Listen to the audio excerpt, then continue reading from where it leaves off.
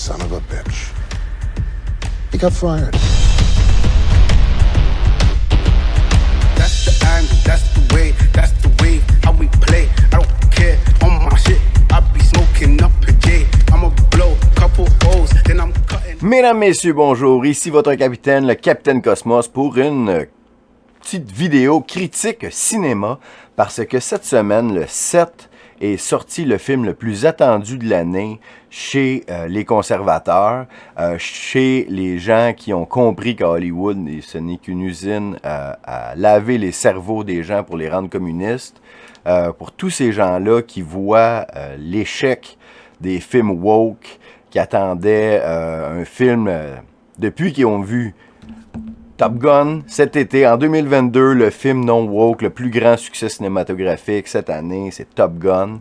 Eh bien là, et puis tous les films woke, les séries, une après l'autre, c'est échec après échec. Eh bien là, c'était le grand jour, le film sur Hunter Biden, vu d'un point de vue conservateur, pour expliquer l'histoire du laptop de l'enfer. Qu'est-ce qui s'est passé dans cette histoire-là? Qu'est-ce qu'il y avait sur ce laptop-là? Dans un film de fiction, mais un film de fiction où chacun des éléments du film est basé sur la réalité, sur quelque chose qu'on sait déjà, sur des fuites qu'il y a eu sur le laptop. Parce que vous vous rappelez ce fameux laptop de l'enfer, il y a 2 ans? Donc moi, à ce moment-là, je suivais déjà beaucoup l'actualité de ce qui se passait aux États-Unis. Et puis quand l'histoire du laptop de l'enfer est sortie, il y a eu des fuites vidéo. Et on a vu sur les sites chinois que les vidéos apparaissaient. Il y avait J-News, qui est un site, un genre de BitChute chinois, où les gens mettent leurs vidéos là. Et puis, on voyait toutes ces vidéos sexuelles d'orgie avec tous les emails qui impliquaient Joe Biden, le 10% pour le big guy. On sait tout ça. Donc, moi, il y a 2 ans, au mois d'octobre 2020, ben j'avais écrit sur Facebook, hey, il y a ça, allez voir ça. Puis là, j'avais donné des scoops. Et puis là, ma belle-sœur a vu ça, tu sais. Puis là, elle fait, hey, capitaine, il va vraiment pas bien, là. Parce qu'elle pensait que j'inventais ça ou que c'était pas vrai. Parce qu'elle, elle avait vu dans les nouvelles que c'était de la désinformation russe, tout ça. Fait que là, elle appelle ma blonde, Madame Cosmos, elle dit, hey, capitaine, il va-tu bien? Parce que là, sur Facebook, il met des affaires. Fait que là, ma blonde a fait, ben oui, très bien, ben oui, parce qu'elle, elle savait que c'était vrai, tout ça. Puis là, évidemment, les gens, après ça, ont perdu leur compte Twitter. Vous savez l'histoire, on a supprimé l'histoire, on a fait à croire que cette histoire-là était pas vraie pendant 17 mois, jusqu'à temps que le New York Times l'avoue officiellement, et puis Washington Post plutôt, et puis là, maintenant, on sait que c'est vrai, mais le dommage est fait. Biden a été réélu. Donc, c'est cette histoire-là qu'on nous raconte dans le film. Et la manière que c'est fait, j'ai été agréablement surpris parce que je m'attendais à un film un peu série B, avec des acteurs mauvais, mal éclairés, tout ça. Parce que, contrairement au film d'Hollywood, c'est pas un film qui a été fait avec l'argent de la grosse machine, avec l'industrie. Non, non, non, ça a été autofinancé par des gens qui voulaient voir ce film-là. Et ça a été autofinancé par... donc, c'est un projet qui a été mené à bien ou l'initiative du réalisateur Robert Davi. Robert Davi, qui n'est pas à ses premières armes à Hollywood, ben en fait, ce film-là, c'est pas un film d'Hollywood, mais Robert Davi, c'est lui qui a incarné le méchant dans le film de James Bond, License to Kill. C'était lui, le super méchant, à ce moment-là, dans ce James Bond, à la fin des années 80, début des années 90, avec Timothy Dalton. Et donc, c'est lui qui voulait mettre en image le scandale du laptop d'Hunter Biden. Ce film-là, donc, les gens ont payé depuis 1 an, se sont inscrits pour acheter le film d'avance. On pouvait l'acheter sur My Son Hunter. Si vous ne l'avez pas acheté, vous voulez le voir, ben, vous cliquez Buy Here. C'est assez dispendieux, par contre. C'est 22$ US pour voir le film. Légalement. Évidemment, si vous fouillez sur Yandex ou quoi, vous pouvez le trouver sur Internet quelque part, mais je vous incite à l'acheter parce que c'est vraiment une initiative qui mérite de faire de l'argent. C'est exactement ça qu'on doit faire, c'est-à-dire créer la culture. Si vous écoutez cette émission-là, vous soutenez la contre-culture. Et puis, dans cette contre-culture-là, ben, faut la créer, la culture. Il faut pas juste chialer après la culture, mais faut la créer. Et donc, c'est ça qu'ils ont fait. Puis, c'est un concept qui est très cher à moi. Bon, je prône ça, la création d'objets culturels en dehors de la machine, parce que j'ai consacré presque 10 ans de ma vie à ce projet-là. Mon idée de 2000 à 2010, qu'est-ce que je voulais faire? C'était de produire un long métrage dans lequel on verrait le Québec devenir un pays.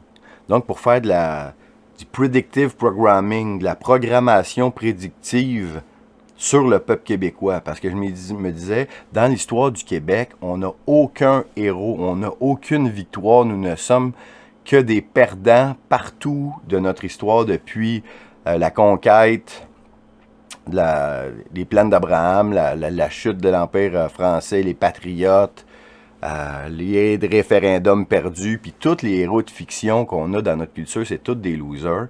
Donc, je voulais mettre de la fierté dans le cœur des gens à travers un film de fiction qui se passe dans le futur où on verrait le Québec devenir un pays. OK? Je voulais faire ça. Ça n'a pas réussi, évidemment.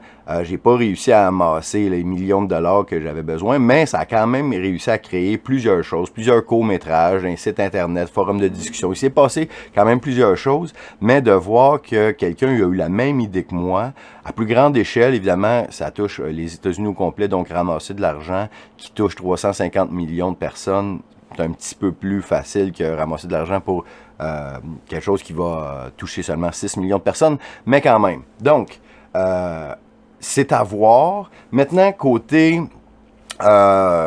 production, côté critique cinématographique, film pour film, c'est une comédie dramatique. Donc, c'est fait sous c'est drôle à écouter. Puis ce qui est le plus génial du film, je dois dire, c'est les dialogues.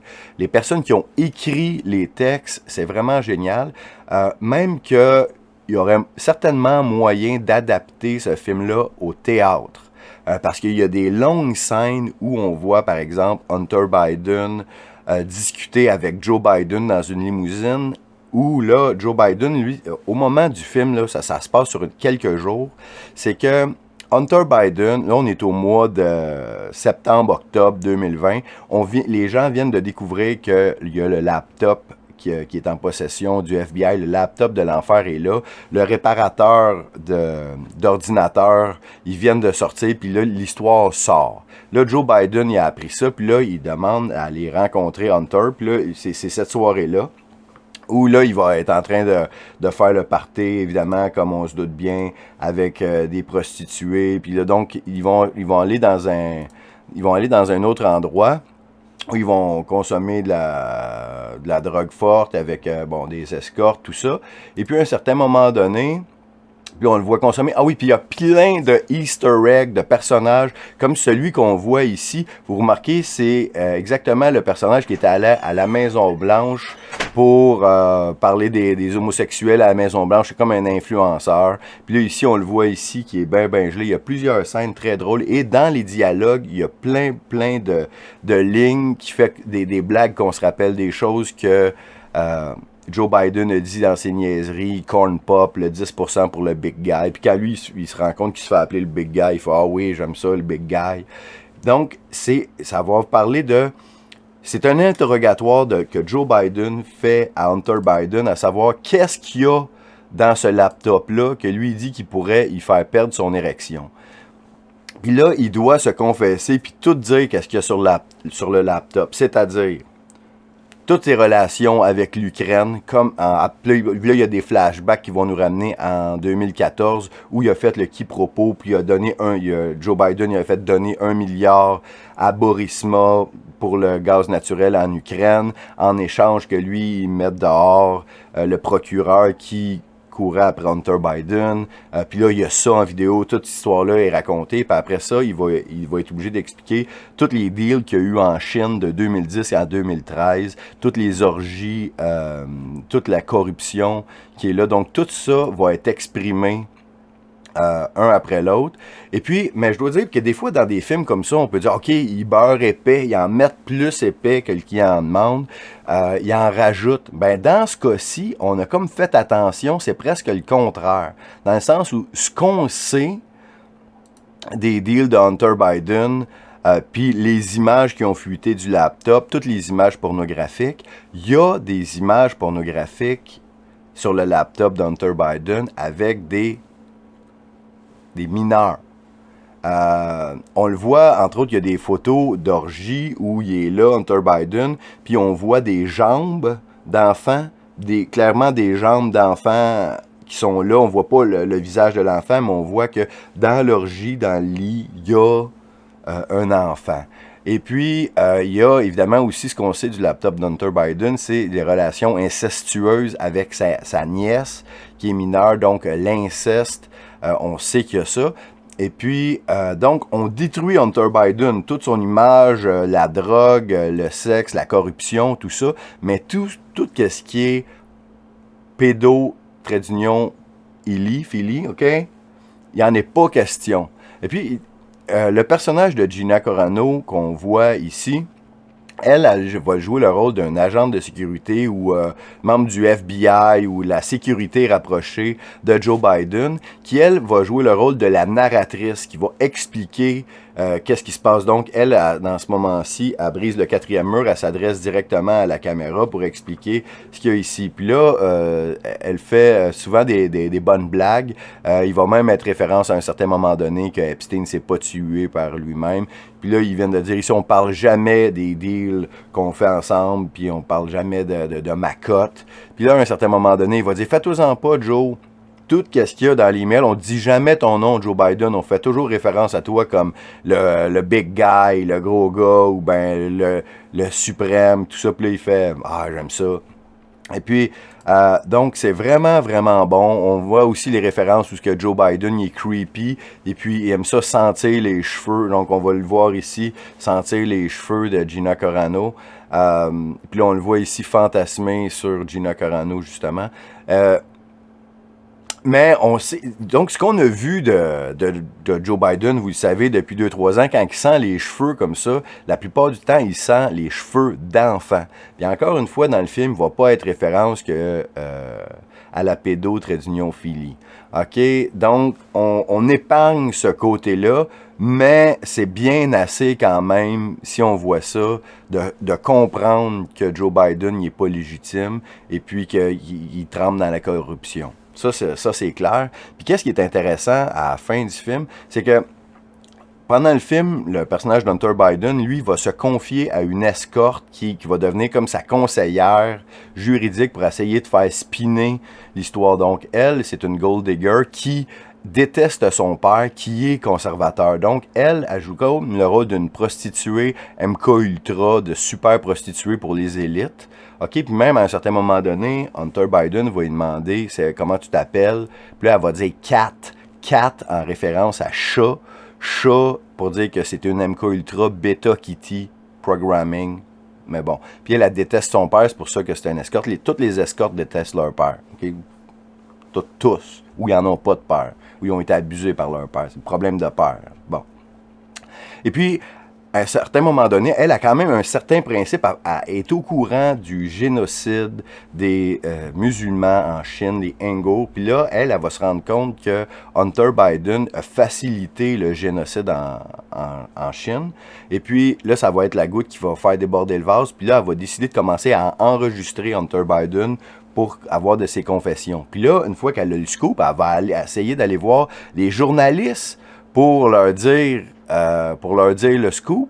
Mais ici, dans la scène ici, elle a contacté un journaliste qu'elle connaissait du Washington Post. Puis là, elle fait quoi? Puis là, lui, il veut rien savoir de cette histoire-là. Il dit quoi? T'es-tu une partisane de Donald Trump? Tu vas faire réélire Donald Trump? Ça m'intéresse pas. Personne va vouloir parler de ça. Parce que, regarde, on peut mettre dehors un tyran incroyable. Donc, personne ne va parler de ça. Donc, elle est prise avec son histoire. Puis là, elle explique que, dans le fond, cette histoire-là a été enterrée. On a réussi à réélire Joe Biden et on se retrouve ici, puis 17 mois plus tard, ben c'est là que les journaux admettent que tout ça était vrai.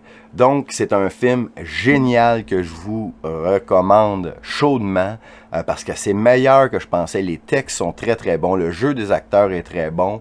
C'est divertissant, c'est drôle, c'est le fun. Mais évidemment, c'est juste en anglais pour le moment. Parce qu'évidemment, ce film-là, il a été fait à l'extérieur d'Hollywood, d'une manière indépendante. Mais... Donc, je sais pas comment ils vont faire pour le traduire. Est-ce que ça va être des gens comme moi, puis les traducteurs habituels qui vont le traduire? Donc, les sous-titres seraient intéressants, évidemment, pour ceux qui parlent pas anglais, ça serait déjà ça. Mais avoir une traduction de haute gamme comme on a dans les films d'Hollywood, je sais pas si ça va être possible, s'il va en avoir, comment ça va se faire. Moi, s'il y a d'autres personnes... Ah, mais faudrait qu'on contacte la production pour avoir... les droits de faire les voix, parce que moi, je serais intéressé à faire les voix d'un personnage ou deux. J'aimerais ça. Donc, si vous parlez anglais, allez écouter ça. Allez sur mysonhunter.com, payez 22 piastres US ou allez sur Yandex puis fouillez d'une manière illégale. Rendu là, c'est pour vous, mais je vous suggère de payer pour voir ce film-là. Ça vaut vraiment la peine. C'est un des meilleurs films que j'ai vu cette année. Évidemment, je suis biaisé parce que le sujet m'intéresse énormément, mais c'était meilleur que je pensais. Et puis voilà, c'était ce que j'en pensais. Je vous suggère de sortir le popcorn et d'écouter My Son Hunter et de le montrer à vos amis. Et puis voilà, c'était Capitaine Cosmos live. Ce que vous n'entendrez pas à TVA Nouvelles. Ici votre capitaine, le capitaine Cosmos. Suivez les nouvelles aventures du Capitaine Cosmos sur Telegram, Odyssey, BitChute, Twitter et Getter. Des commentaires, de l'analyse, de l'humour, de la musique, tout ça et bien plus sur la chaîne Telegram du Capitaine Cosmos. Oui, le Capitaine Cosmos. Simplement. Tu sais, si tu penses que les policiers veulent notre bien, qu'ils se parlent pas entre eux autres? Ah, OK.